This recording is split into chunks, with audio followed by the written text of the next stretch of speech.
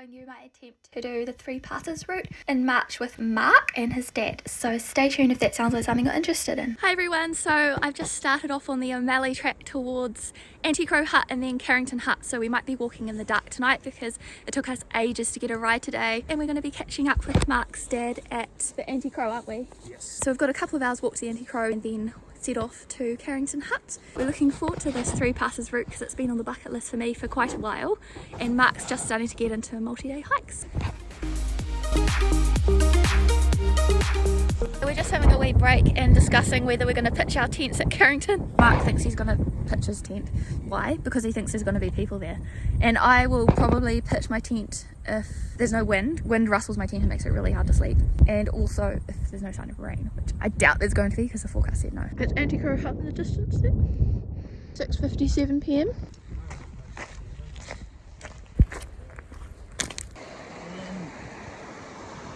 I am exhausted. So it's about 18-19 minutes past 8 at the moment, and we've stopped to refill our water bottles, or Mark and his dad have, and the moon's out, it's a lovely crescent, and we're probably half an hour to 45 minutes from the hut.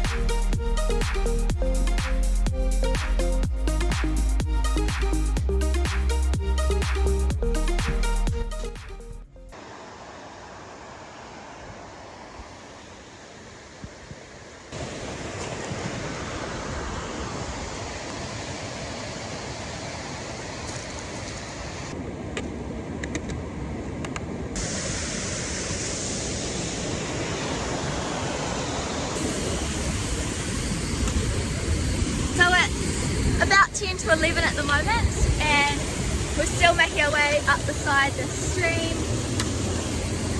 towards Harman Pass. As you can hear, it is very noisy.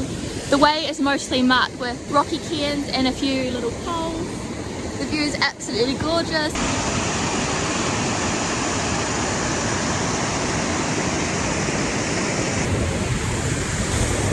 It's 11:41 at the moment and we're still making our way up to the pass, but I thought I'd stop and show you this gorgeous waterfall.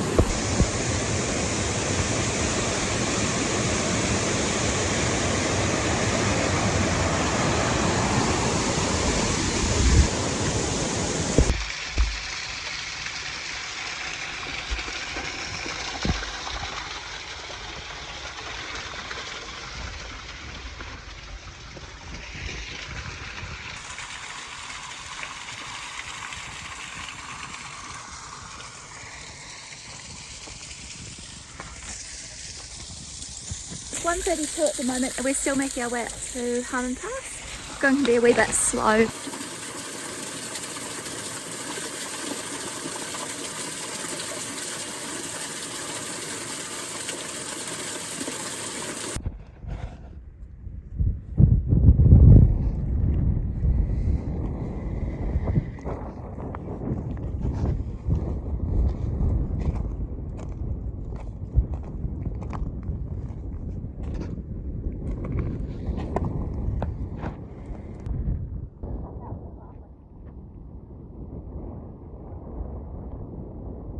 We've made it to Harman Pass and I think it's sometime after 2. We're just about to have a little snack before we head over Whitehorn Pass. The group decided that Whitehorn Pass would be too ambitious for us all as a whole, so we decided to camp instead by the Ariel Tarns, which was also very beautiful.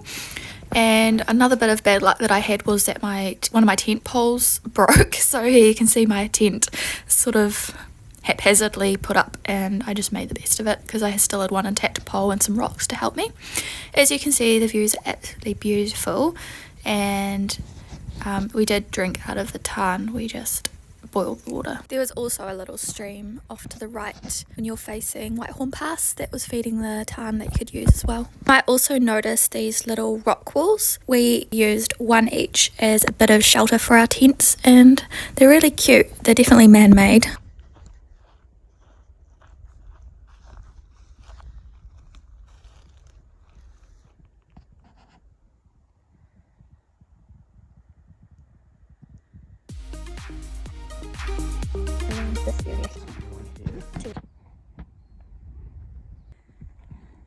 Hi everyone, it's 10:31 and I've just left Ariel, Tarns. Mark and his dad are just packing up camp, and we've decided that I'm going to carry on alone and try and complete the 3 passes. It's looking like a beautiful day. There's a little bit of cloud creeping up over the hills, but I'm hoping to get over Whitehorn Pass before it gets too obscured by cloud, and I'm borrowing Mark's dad's cream holes and ice axe, which he showed me how to use, so it'll be quite fun. A lot of boulders to walk over to get to the Whitehorn ice field. They do have a lot of grip and traction on them, which is really good. This is a perfect time of year to be doing this trip as well. It's March, and spring and winter are not ideal, but summer and early autumn are pretty good, so very lucky. And if I run into trouble, I'm just going to wait for fellow hikers to come along, and maybe I could travel with them in a group. You can see a bit of a chemtrail up there.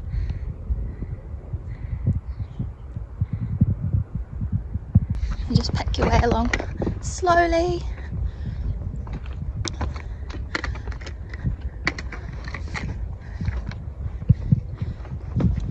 This route is a 4 to 5 day route, but I'm allowing 6 or so days because we lost half a day yesterday, and because I'm solo I want to go pretty slow so that it's a bit safer. It's 11:08 at the moment. I've taken roughly half an hour to cross the boulder field so far. I'm nearing the end. I reckon it will take me probably 20 minutes maximum to get to the other end. I'm just having a wee smoko / morning tea break, and there's a little stream as well. That's really helpful if you want to fill your water bottle just before you go over Whitehorn Pass. This is looking towards Ariel, Tarns. Just up there you can see a little bit of snow, which might be Whitehorn Glacier. So it's 11:44 at the moment, just over an hour and 10 minutes since I started this morning. I've reached basically the head of the glacier. You can see there's a huge cave up there, which just shows how hollow the ice can be underneath. And my plan is to climb up that bank there around that huge rock, and then along the side. The track notes recommend that you walk along the rocks on the side of the glacier for the first 100 meters, because the ice in that section is kind of delicate because the river's coming out through there. And then hopefully there's going to be a spot where I can put on the cream ponds and ice axe and give you an update, of course. I'm pretty much at the Whitehorn Glacier. You can see it there behind me. I've decided to do the cautious thing for once and turn back and rejoin the party at Carrington Hut, because there's just a bit of rock fall, and then the ice is like hollow underneath, and the visibility isn't the best, and it goes a bit further than I thought it would. And I probably could cross it, to be honest, but I would rather do it with somebody else just to be on the safe side. And of course I've got the cream ponds and ice axe, so I am being a bit cautious, but I feel like I'd rather be safe than sorry today. It's really the little rock falls and then the hollows under the ice that's sort of worrying for me as a newbie, because I haven't done a mountaineering course and I've only tried on that cream hills and ice axe and had a demonstration, but I haven't actually used them myself on ice. It's slightly disappointing, but at the same time I'm also looking forward to the walk back down Harman Pass because it's absolutely gorgeous.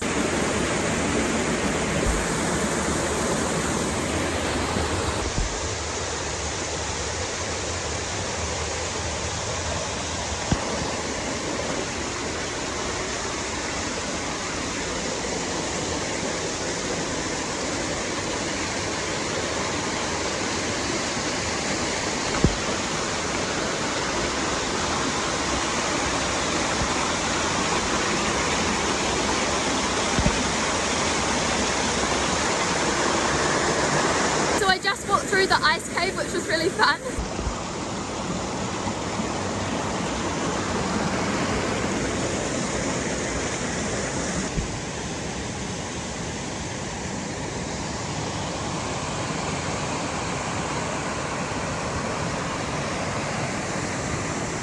Hi guys.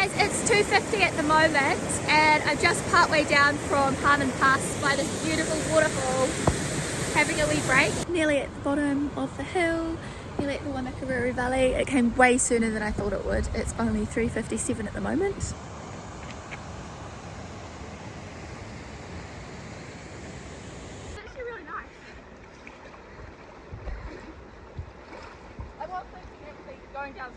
That's all for this episode, guys. Thank you very much for watching. I hope you enjoyed it, and I'll see you next time when I have an adventure in the Lake Sumner Forest Park. Ka kite, stay safe out there.